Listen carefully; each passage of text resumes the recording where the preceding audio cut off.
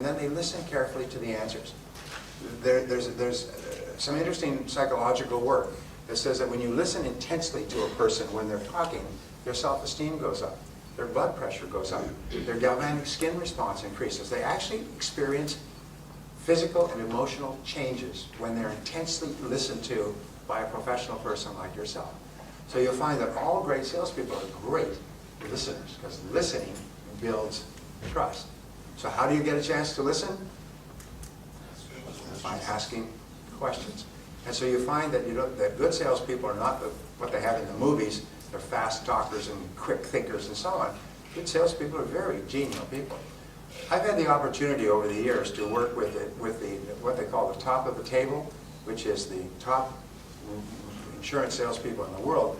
They have the $1 million round table, and then they have the top of the table, and then they have the court of the table. Is it the court of the table? As you go higher and higher and higher, up with hundreds of thousands of people, only an elite that is earning anywhere from $500 to $1 million a year actually gets in there. Some of them are making several $1 million a year. So I was visiting one of these groups and speaking in Hawaii a few years ago, and there were about 300 or 400 of them from all over the world. And the interesting thing is you meet them on the lobbies, and you meet them at dinner, and you meet them around the resort, beautiful resort. And they're all some of the nicest damn people you ever met. They're nice, they're genuine, they're interested, they're interesting, they're warm, they're friendly, they ask a lot of questions. They don't even know who you are, but you just almost automatically like them. Because when somebody asks you questions and listens intently while you answer, you feel happy because somebody's paying so much attention to you. Interesting point, just as with regard to relationships, the word is that we always pay attention to that which we most value. We always listen to people who we consider to be the most important. And so at home, if you really want to have a positive impact on the people at home, and I say this mostly for the men, because women know this already, is whenever the woman or even your children, and I practice this all my life, talk to you, stop everything, turn off the television, put down what you're reading, and focus in on them like a laser beam. What I say is imagine that your eyes are sun lamps and you want to give the other person's face a tan. And just focus in on them and listen to them, lean forward and listen as though they're about to say one of the most important things in your life, and they're only going to say it once and you don't want to miss it. When you do this, you will be astonished at the effect on the other person. And if you do this with your wife, she'll think that you've been drinking or you're up to something. Because it will be so unusual. And so one of the things, and I've given this advice for years, the rule is that the first hour when you come home at night, I'm getting off track, but not really. The first hour when you come home at night is called the hour of power. And this is the hour where you recombine, you come back together again as a couple and as a family. And you don't let anything interfere with that hour of power, especially not the television. What do most men do is they come in, they say, where's the control? And they turn on the television and they go through the mail and they sit down and they watch television and they read the newspaper simultaneously. No, from now on, and I've had men come back to me and say, you cannot. It was astonishing. My wife took a week to get over it. They would come home and instead of talking, and men believe that their day has been the most fascinating period of time since Jesus walked the earth. And so they come home and they love to talk and talk about every detail of their day. And women are wonderful. They listen and they nod and they do their grocery lists and think about other things and appear to be paying attention to you. But if you ask a woman when you come home, she'll say, well, how was your day? And if you're not careful, you will launch into it for an hour.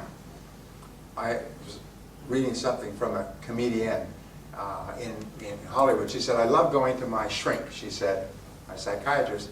I could sit there and talk for an hour uninterrupted, just like a man on a first date.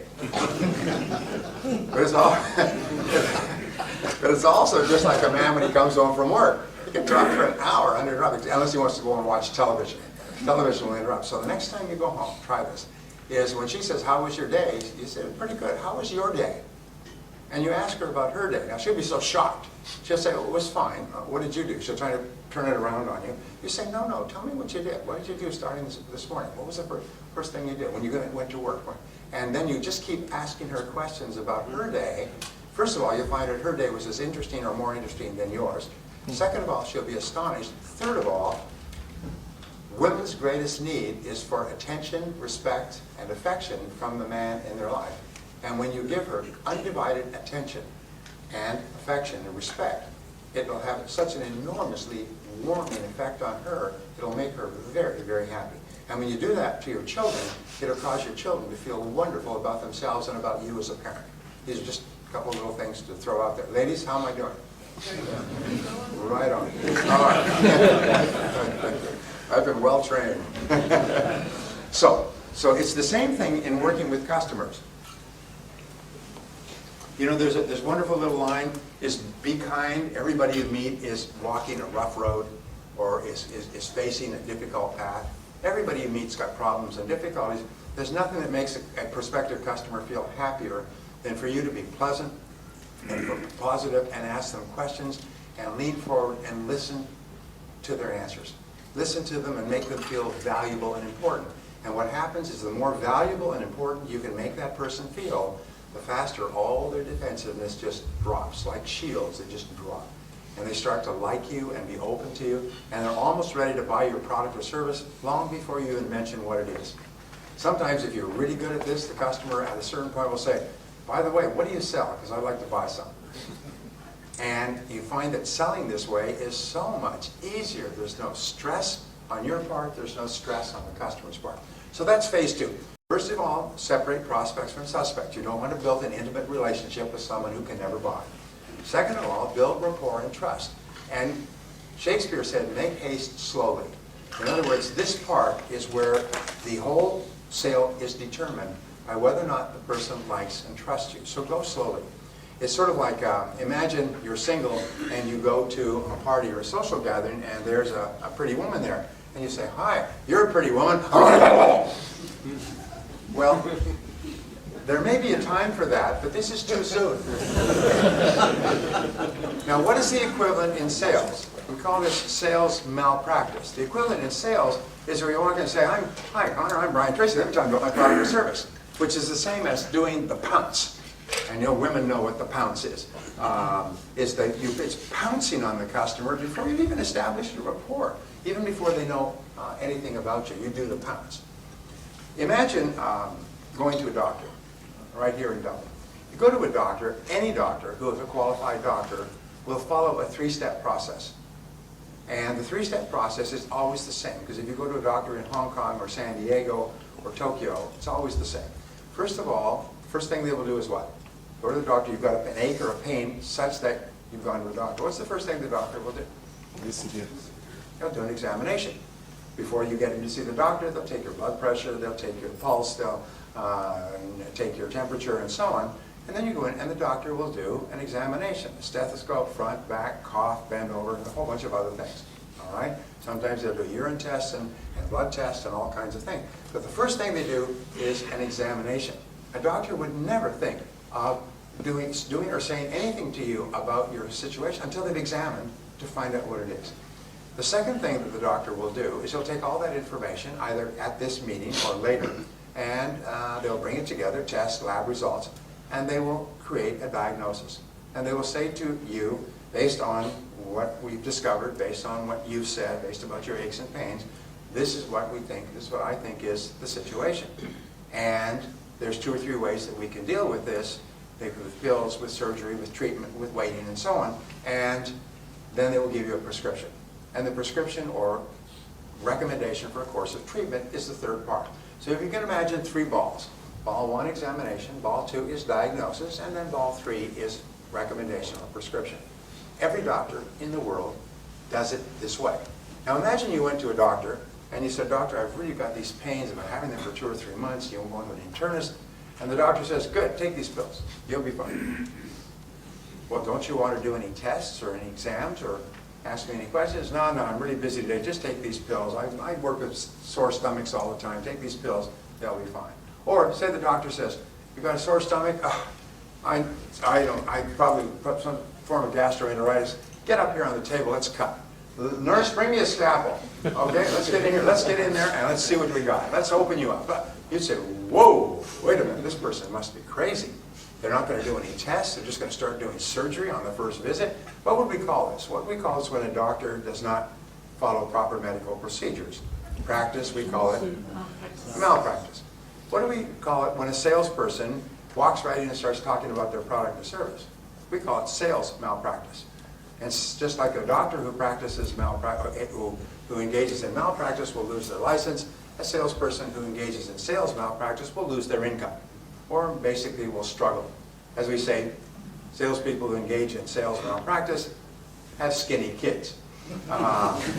So your job and my job is to take the time to do the examination by asking good questions. And it leads us to stage 3. What have we got for time? Okay, all right. Stage 3, I have to hurry through these stages. Stage 3 is identifying needs accurately. This is where you actually ask really good questions about the customer's situation and wants and needs, and you test your answers and back and forth until the customer is clear that yes, yes, I do have a genuine want or need for what you're selling. And it is in the asking questions that you actually build the trust and set the stage for the actual sale. If you don't ask enough questions and you start to make recommendations, you still have not mentioned your product or service, by the way.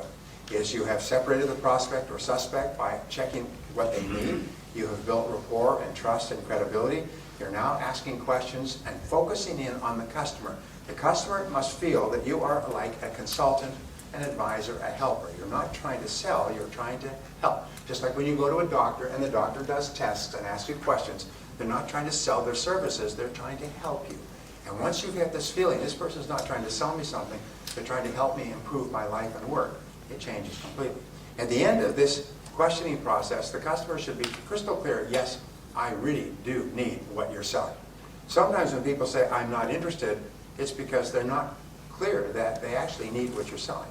And your job is to say, oh, I didn't think you'd be interested. This is one of the answers we used to use. Say, I'm not interested. I didn't think you'd be interested, that's why I'm calling. Most of our very best clients were not interested when we first spoke to them, and now they've become our best customers and they recommend us to their friends. The fourth stage in selling is the presentation. And the presentation is a logical and orderly sequence where you show the customer how the wants and needs that you have mutually identified can be satisfied with your product or service. Your product or service does not have to be the best or the cheapest. It just has to be the right product for this customer at this time. And you show them that based on what you've said, I think our product or service can help you achieve your goals in a cost-effective way. Let me show you how. And then you simply demonstrate how your product or service is the perfect choice. The very best way to sell a product or service is what is called anecdotal selling. And I teach this extensively, but anecdotal selling is where you tell success stories about other people who've used your product or service and how happy they are. You find that a customer will forget everything you tell about your product or service probably by the next day, or about 80 or 90%. They'll remember the story for years. The primary reason why people buy your product or service is because you told a great story about someone else who was a little bit hesitant, but they bought it and how happy they were afterwards. Sometimes I say, if you're working with a sales group, you should have a customer story meeting where everybody is responsible for bringing their best story. And they share the best story of their happiest customer. And here's the point, it doesn't have to be your customer. It just has to be a customer of your product. And some of the best companies will share stories from throughout the country. And a person will say, let me tell you about one of our customers down in County Cork.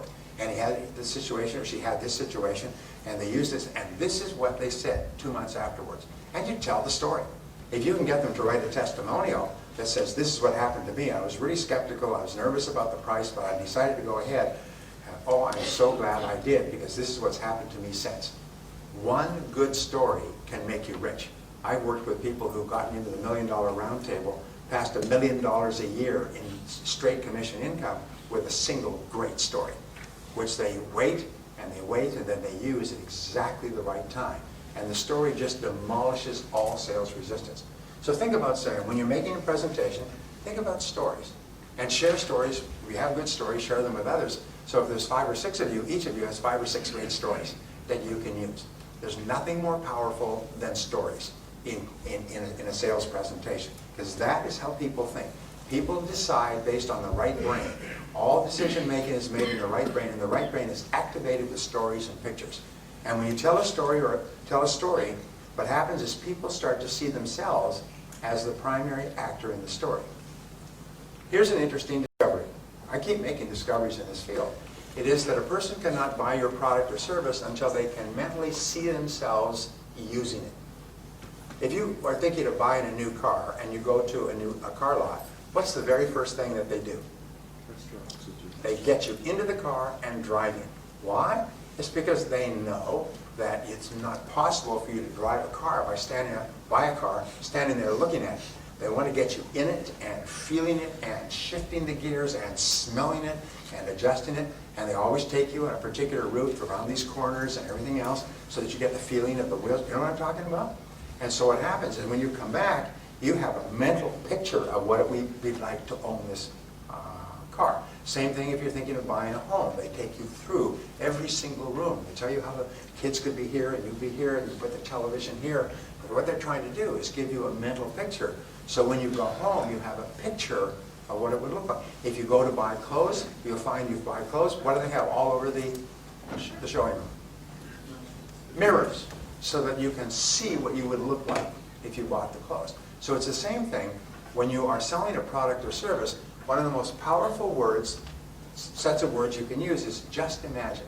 Just imagine if you were using this, or just imagine having this, or here's another thing you can say, it's called talking past the sale. When you are using this service, you will find that it does this. And when you use this service, you'll find that you will get this. Or when you're using this product, you'll find you'll get this result. What you're doing is you're creating a mental picture in the customer's mind of how they will be after the sale. Remember, almost 100% of the decision to buy is determined by how the customer thinks he or she will feel after the sale. So always talk about how you will be after the sale. What it will do for you, the change or improvement that will take place in your life as a result of using the product or service. Here's the rule, and this is $1 million rule. 95% of your selling should be focused on the outcome, result, or transformation that takes place between where you are and using the product or service. 5% should be on the product, service, company, you, background, history, and everything else. 95% on the transformation. Because nobody cares about how you got there. They only care about what's in it for me. How will I be afterwards? All right? Notice when they sell vacation trips to the south of Spain or to the Canary Islands. They have a beautiful poster. They have this absolutely beautiful beach, warm palm trees, sunshine, clear sky. A couple, supposedly you and your spouse, you're supposed to project into that, walking on this absolutely beautiful beach or basking in this beautiful pool. There never seems to be anybody else around. You go there and half the population of Europe is there.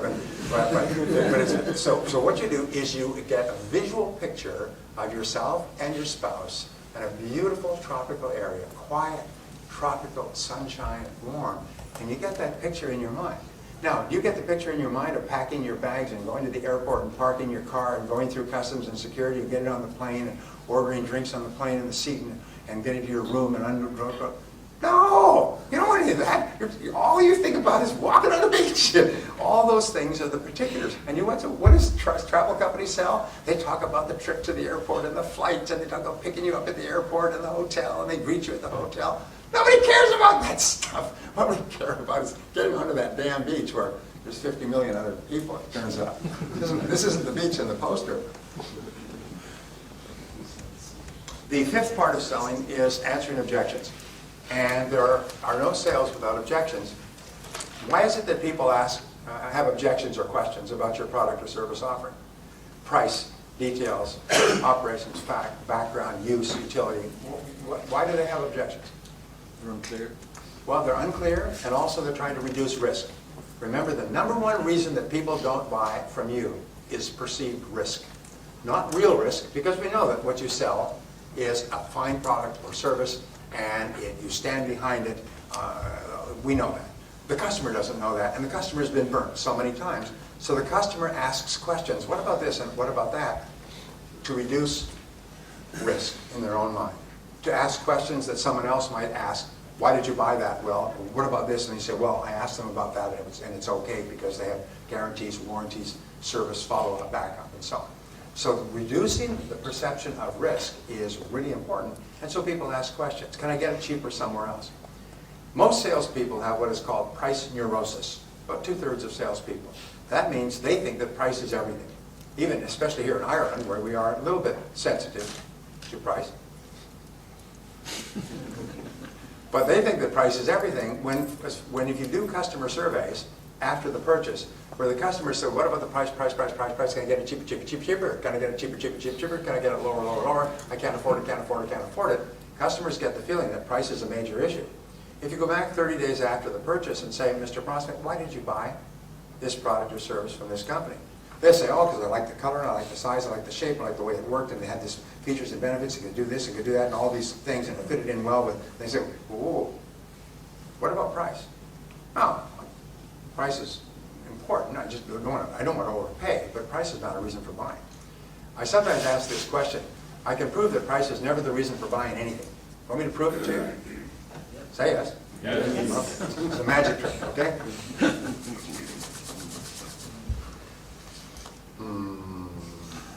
Is there a single person in this room who has a single item about their person that they bought solely because it was the cheapest available? I rest my case. Not a single person here has anything that they bought solely because it was cheap. You're not going to buy clothes because they're cheap, even though they're ugly and ill-fitting. You're not going to buy a pen that doesn't work. You're not going to buy shoes that don't fit because they're cheap or look ugly. In other words, appearance, use, size, comfort, shape, fitting with your wardrobe, all these things have to be solved first, and then you want to get the best price. And what we know is that customers, even in Ireland, do not want the lowest price in most cases, and I'll tell you why. The only reason they want the lowest price is there's no difference between the two items. If the two items have the same respective level of quality, then they'll want the lowest price because there's no difference. But if there's a whole series of other features, they don't want the lowest price because the lowest price is always associated with what? Inferiority, poor quality, breakdowns, disappointments, anger, frustration, wish I never bought it at all. People are always willing to pay a little bit more to lower the risk of the purchase, to raise the level of comfort, so that they will be happy after the purchase and not have to worry about it. You and I have all had the experience of very cleverly buying a cheap product, and afterwards we had so many problems with that product, we wish we had never done it at all. What else? We wish we had paid more for the product so we didn't have it. So answering objections is important, and what you do is you think through, and this is an exercise that you can do, by the way, it's a great exercise. It's called a sentence completion exercise, and you can do this as a sales team. Remember, you can double your sales by either increasing your sales effectiveness or by removing the objections that hold people back. There's always one major objection that causes a person not to buy. And each person, each prospect may have a different objection, or the objections will never be more than 6. It's called the law of 6. I learned it when I was 24, is there's never more than 6 objections to any offer. So you use this exercise by saying, let's complete this sentence as an individual or as a team. Is we could sell to every prospect if they just didn't say ... complete the sentence. If they just didn't say it costs too much, or just didn't say I'm happy with my existing supplier, just didn't say I can't afford it, just didn't say I'm not in the market right now, just didn't say cash is poor. In other words, write down everything that people say. And sometimes you'll end up with 20 or 30, or I worked with one company that came up with 100 objections. And then you look at them and you'll find that they break down neatly into never more than 6 categories. And you can find an answer. You can create an answer that answers all the objections in that category and eliminates the objection forever. So think through, what do you say when people say this? What is your answer? And again, the best salespeople I've ever worked with, when they almost know. They know that at the moment of closing the sale, the prospect's going to come up with this one objection, and they smile like, I own you. They smile and they say, that is a good question.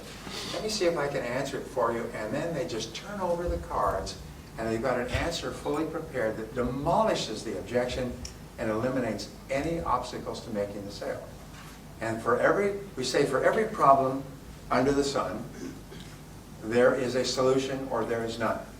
If there's a solution, go and find it. If there isn't, never mind it. So for every objection that a customer gives you, there's an answer. If there isn't an answer, if the company is going bankrupt and they're moving the furniture out, the sheriff or the police are there and the decision maker is being marched off to jail for investment, this is probably an overcomable objection, all right? An unovercomable objection. But in most cases, what people give as an objection is not really a reason not to buy. It's just a reason in their mind that you can remove. Now the next, step number 6 is to close the sale. And closing the sale means to ask the customer to buy. And there are several different ways. I produced a program, which I think is for sale here. I produced a program some years ago called The Psychology of Selling. And all over the world, 16 languages other than English, it has taken people from rags to riches. It's made them millionaires and multimillionaires. It's taken them from junior salespeople to owning the company they started to work for. The stories I've heard would bring tears to your eyes. What has happened, because what it does is it tells you about wants and needs and customer objections and 19 different reasons why a customer will object on the basis of price, and how you determine which objection it is and how to answer it, and how to manage your time and your mind and so on. People have used that, including closing techniques. And I've had people say to me, you know, I lost the sale and then I remembered the words and I turned to the customer and asked the closing question and I got the sale. I made thousands of euros with a single sale and I lost the sale, but I remembered the words. When I started off selling, I was terrible. By the way, every master, they say, was once a disaster. Every top salesperson was once terrible. They couldn't feed themselves or their family. Every salesperson in the top 10% started in the bottom 10% and struggled upward. And when I started off, I was terrible. And when it came to closing, I would go into a form of semi-paralysis. My heart would pound, my stomach would churn, my temples would sweat, and the customer would get the feeling that something awful is about to take place here. And the customer would go into a fetal crouch and start to protect and defend themselves, and would be like two scorpions in a bottle. And I'd finally blurt out, well, what do you think? And the customer, that's a lay-down question, the customer would say, well, I think I like to think it over. And I say, oh, great, you think it over. I'll think it over, and we'll think it over, we'll all think it over. We'll all get back together sometime in the future. I go back to the car and say, oh my God, a sale almost took place in there. Geez, that was close. And then I realized the mistake that I made is I didn't know how to ask for a sale. I didn't know how to make a souffle. I may be able to make omelets and make scrambled eggs and pork roast, but I didn't know how to make a souffle. I didn't know how to end the conversation, so I began to study closing techniques intensively, and it transformed my life. And I'm not talking about manipulation or clever, fast talk. I'm just talking about really professional ways that you like what I've shown you so far. Yes. Well, then why don't you give it a try? Would you like to go ahead with it now, or would you like to do a little bit later? And it's just very, very easy questions. They just invite people to buy your product or service. But if you don't know the words, and it's interesting, the words work in any language. They work in Chinese, they work in Russian. If you don't know the words, you're sitting there, you know what faced, and you don't know what to say, and you get nervous. And so therefore, learn how to ask closing questions. And you'll find that for your product or service, there's one or two ways that work virtually all the time for a qualified prospect. And those are all you have to memorize. You may have to learn a lot, and then you may have to practice quite a bit. Let me ask you a question. When I was young, I started to study languages. I now speak French, German, and Spanish. Some better than others. I've been literally fluent in all 3 languages, but they get rusty if you don't use them a lot. I can speak almost fluent German, which is a hard language to learn. And I speak smatterings of other languages. The reason I learned languages when I started off, I didn't know anything but English, is I read something and it said that the reason that non-Europeans don't learn foreign languages is because they feel so nervous when they actually start. They see themselves